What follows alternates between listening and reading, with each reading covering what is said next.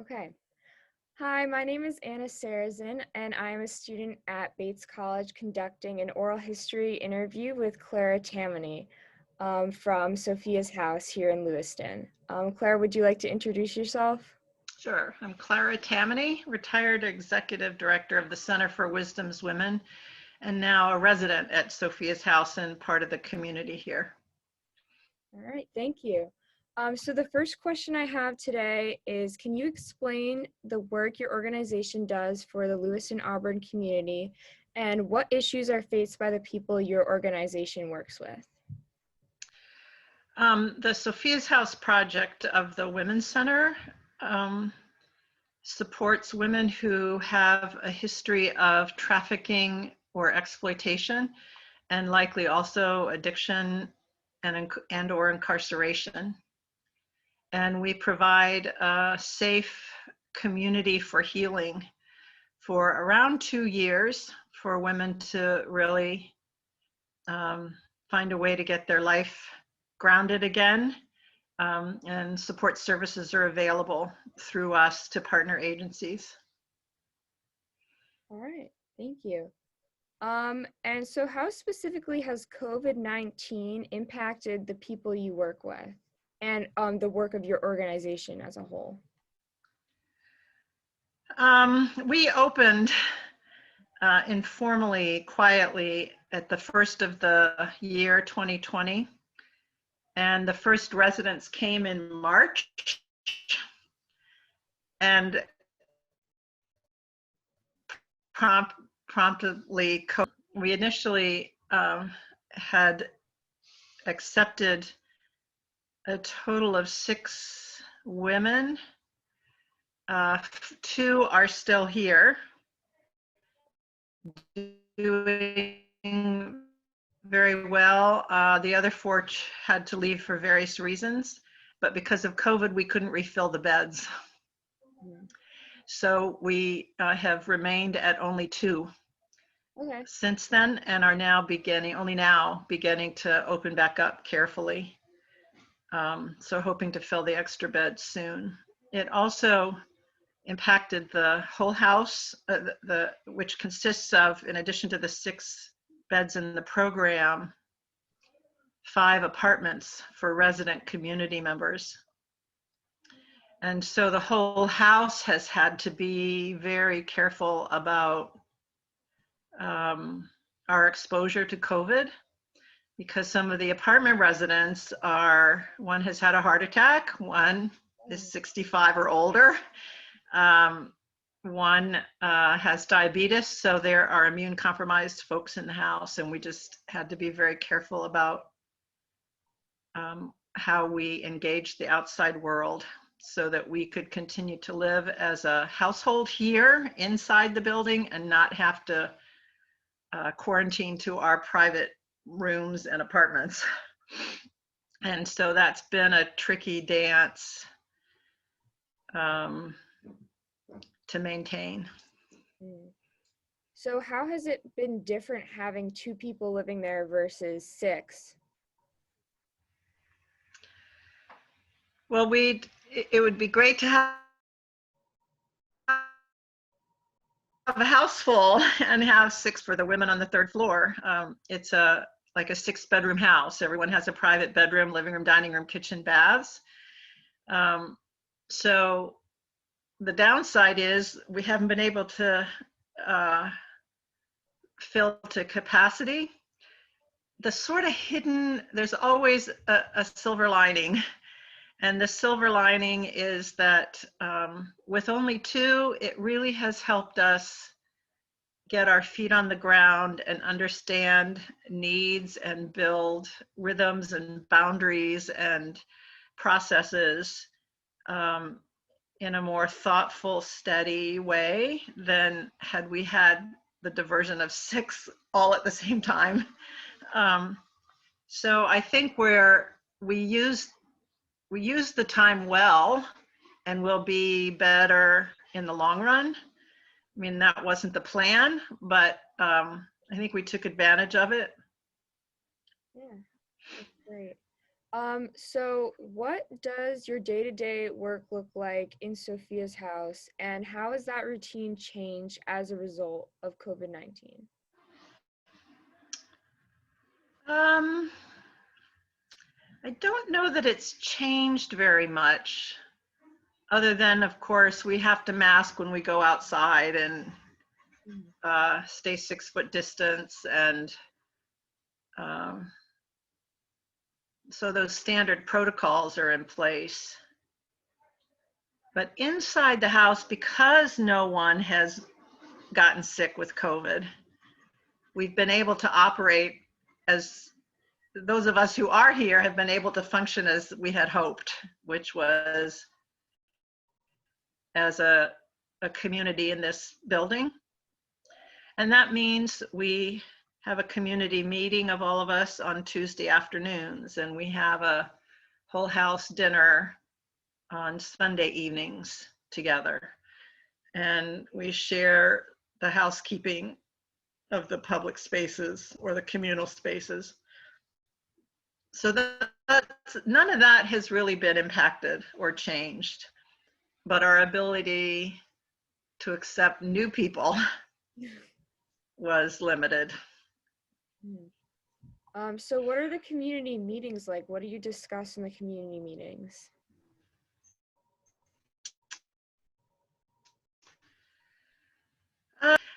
But also we've tried to work on some team building, relationship building. At the beginning, we made sort of an agreement of norms about how we'll behave with each other that we can hold as a standard. And then sometimes we want to do a trip together. I'm seeing my internet says it's unstable. Are you okay? You're getting me? You're cutting out a little bit, but not too bad. Okay. So sometimes we'll do a weekend trip to the beach or to an orchard or something. We plan those. If there are difficulties between people, those meetings are the place to try to work them out under the construct of the norms we've set for ourselves of respectful conversation and good listening, things like that. What else do we do there? Oh, we'll be planning our 1-year anniversaries coming up, so we'll be planning some things for that, and how we're going to spend the holidays together. What does everybody need? We're all single women. With COVID, we might not be able to travel to family members. So how do we want to spend the holidays together? And what do each of us need to make that meaningful? So have you been we also, Oh, nothing. Say that again? There's just a little bit of a lag. We also planned on Overdose Awareness Day, which was end of August, a little ritual where we remembered women who we had lost to drug addiction or addiction generally. One was alcohol. We hung crystal teardrops in our chapel space, one for each of them, and there were 3. So they are women who one of the residents had known, who died, unfortunately, recently. Some people who are special in our life and somehow connected to the Women's Center or Sophia's House. And we'll continue to do that. And also, when women graduate after 2 years, we'll find something colorful and bright to hang there also in their honor. So the downs and the ups. That's really interesting. So what was your organization's transition like from operating before COVID to operating during COVID? So I kind of answered that already. Yeah. I mean, the larger organization, the Women's Center, what had been open every day, 5 hours a day, with loads of people in and out of the building every day. And now they're only open 2 days a week for 2 or 3 hours, and only a limited number at a time can be in there. So that has really curtailed the community life of the drop-in center. For us at the house, it really has been, the only change was not adding new women when the beds were empty, and having to just make sure we all understand the protocols of leaving the house and coming back, you know, making sure you immediately, when you come in the house, wash your hands with the squirt, the stuff that's down there.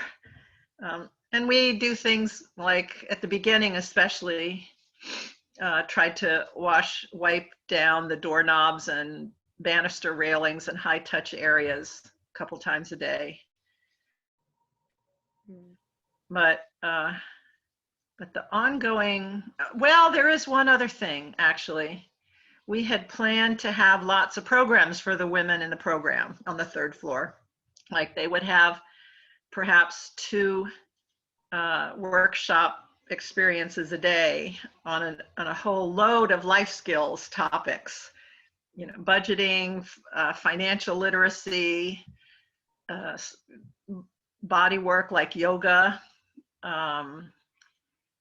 What else had we planned?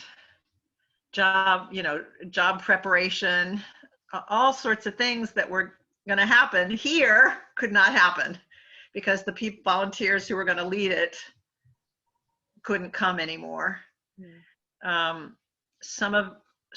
they were supposed to participate in addiction meetings, AA or NA or every day, and those disappeared. They could do some of them on Zoom, but not in person. Intensive outpatient programs closed down in person, and they were also supposed to participate in those. So a lot of the programming disappeared. And that's another actually big change from the original plan. So when do you think that programming is going to be kind of up and running again? That's hard to know. I suppose it depends on when a vaccine is available enough and enough people have it. And we feel comfortable having folks from the outside coming in here, and they feel comfortable coming here for their own safety. And we're trying to provide some of that over Zoom, and some of it is beginning to happen one-on-one. One of the women has a caseworker now, and a job coach who has gotten her enrolled in school, so she's doing school online instead of in person. So we're all pivoting a bit, just like you are at Bates. And just like we are right now, we would have done this in person otherwise. So that's really the biggest change. We had to come up with plan B and C for programming for the gals who are living here, recovering their health and well-being. Right. So going back to things that we were talking about earlier, can you speak to the problems faced by women in the Lewis and Auburn community that your organization reaches out to? Oh, right. That was part of the first question. I forgot that part. So the women, what I learned in all my years running as the executive director of the Center for Wisdom's Women, which was drop-in center for women. Any woman, any day could come in, no questions asked, no appointment, no fees, just to find community and support. And soon after working there, it became clear to me that a good number of the women had carried with them problems that we could not impact in any significant way 5 hours a day, 5 days a week at a drop-in center. It just wasn't enough. And we began to learn about something called adverse childhood experiences, which are known as ACEs, ACE apostrophe S, and no apostrophe, just ACES. And those are early life experiences that almost every woman I encountered had as children or youth, as a child or a youth. And it could range from an incarcerated parent to a drug addicted parent to an abusive parent or other family member.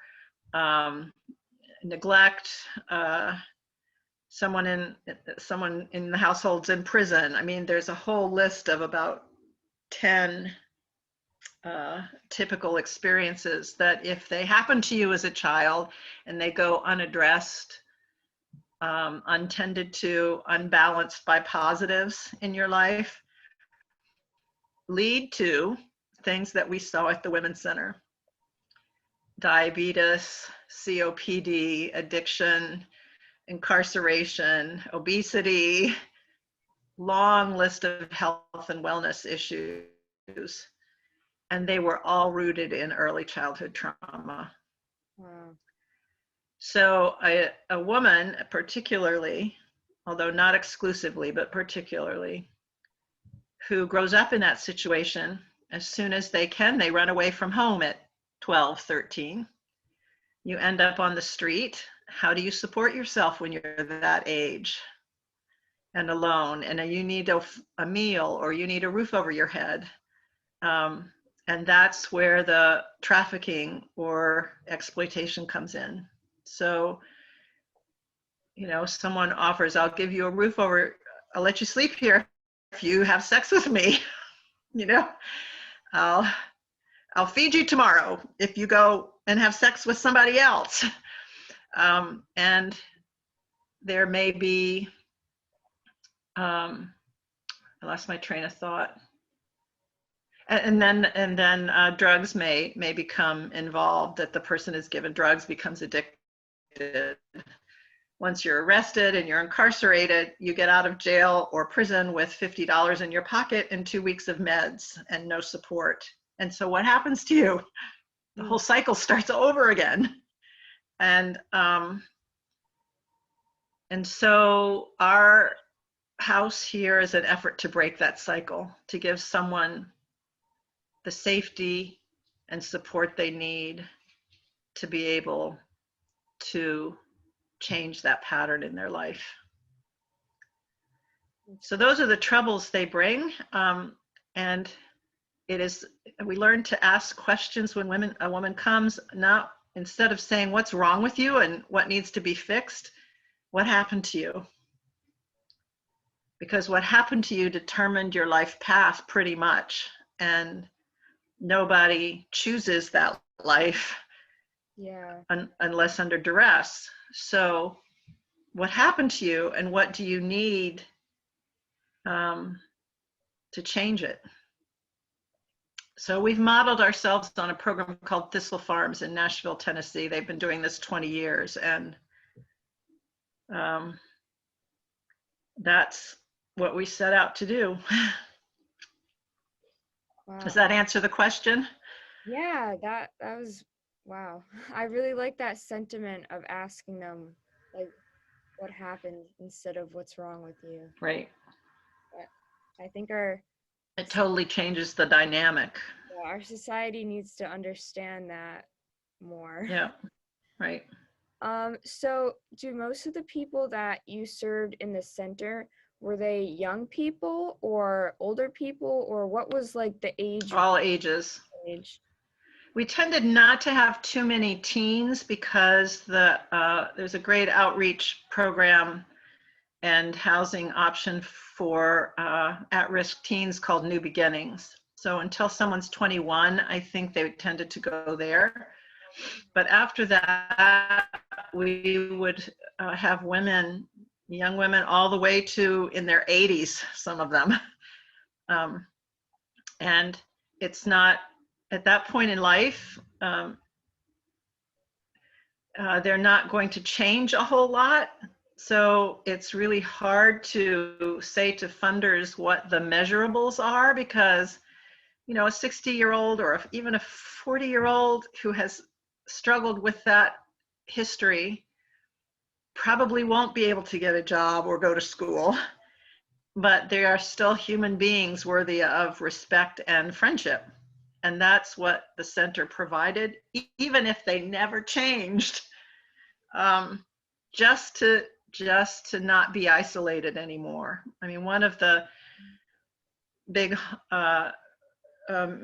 measures of having had ACEs is increasing difficulty in your life with mental health, physical health, but also isolation. You are further and further isolated. So Thistle Farms says bringing people back into a communal setting like we have here is part of the healing process, because you've been so isolated.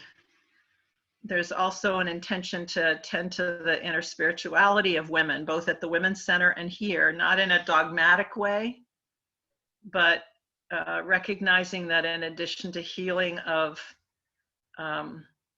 you know, your mind and your body, there's an inner spirit that needs to be healed.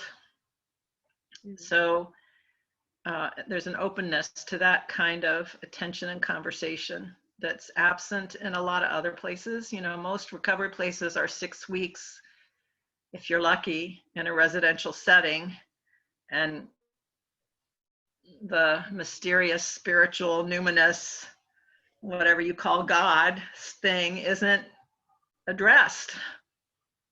Yeah, that's important.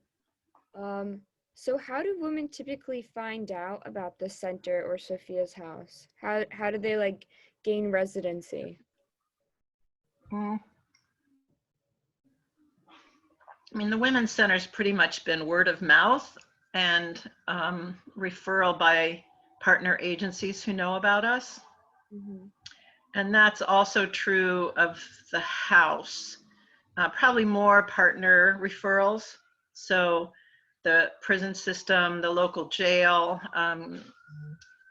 case management agencies, mental health agencies are beginning to know more and more about us. And we're doing another thing we did during COVID recently, we finally got it done, was made a brochure and sent that with an introductory letter and a referral form to a whole lot of agencies to say, we're now open again and taking new women. Here's how you refer. But some are just on the street. Somebody just hears about it. All right. So I think my last question for today is, what projects is your organization looking to complete in the future, both during the pandemic for as long as it lasts and after? Let's see. Well, one is the landscaping. You know, we raised money to renovate this beautiful old convent that was given to us. And that was done, but the landscaping, they finished in December, so that didn't happen. And so we are now partnered with Maine Audubon, who is helping us landscape in a way that uses native plants only and that are bird and pollinator friendly. That's great. And they're wanting to make it a demonstration project, because they've done this in a lot of more rural settings, but nobody has latched onto it in an urban setting like ours. So with the help of a donor and with Maine Audubon, we are slowly, this year we planted, instead of grass, something called carex, C-A-R-E-X, which is a green ground cover that grows about 6 inches tall, but you don't have to mow it. And I think it has flowers in the spring or something. And we have 2 beach plum trees, 2 serviceberry trees that we planted. We'll have 3 small, low raised beds for a kitchen garden, a pagoda dogwood, and then in the spring, we'll do the backside. That was the street side, and the backside will get done with a lot of perennial plants like swamp milkweed and ferns and other native plants that attract birds and pollinators, wildflowers. And I think he said another ground cover was going to be wild strawberries. Oh, great. So once that's done over this next year and some signs are posted for educational purposes, I think that'll be kind of cool. And with the knowledge that, you know, working in a garden and even sitting in a garden can be a really healing thing. Absolutely. So we wanted to make it not just grass and bushes like around in other institutions, but to make it a place that was worthy of sitting in and learning from and healing. And that'll be a slow project over the next year. It's a great concept. Yeah. Yeah, I love that you're using nature to help people. Right. Right. If we're lucky, we'll also raise enough money to put in an elevator. This is a 3-floor building with 12-foot ceilings, and phase 2 is an elevator. So if we could pull that off, it would be really good, but that might take a few more years. And then just generally continuing to build the community here as we add new women, and, you know, learning and sort of redirecting the path as we learn how to do this. So that's it, pretty much. All right. Well, thank you so much. It was so great to hear about your organization and Thanks. all the wonderful things that you guys are doing. Well, I appreciate this chance, and thank you as another Bates. We've had a lot of Bates students in the life of the Women's Center and had intended to have them here at the house. So if it becomes possible before you graduate, we'd love to have you come visit and have you all back involved again. Yeah, I'd love to volunteer. If you have any volunteering opportunities that you need a Bates student for, please reach out to me. I'd work with your organization. The work you're doing is so fascinating and so, it's just such a positive impact on the community. It's really inspiring. Well, we always take hygiene items, both at the Women's Center and here. The basics, though. So if you want to have a collection, shampoo, conditioner, toothpaste, deodorant,